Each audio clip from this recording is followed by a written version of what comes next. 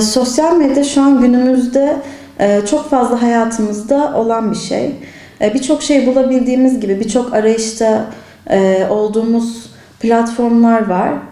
Beğenilme duygusu da arayışta olduğumuz bazı konulardan biri.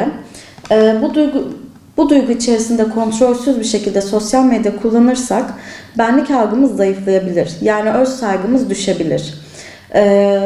Beğenilme arzusunun temeline bakmakta fayda var. İnsanlar yalnız kaldığı için ya da sosyal becerilerinde eksiklik yaşadığı için beğenilme arzusunu ön plana koyup sosyal medya kullanabiliyorlar.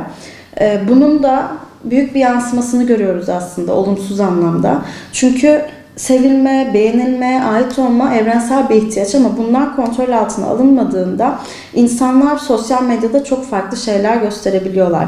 Kendi kişiliklerinden de, kendi bedenlerinden de uzak bir insan yaratıyorlar aslında.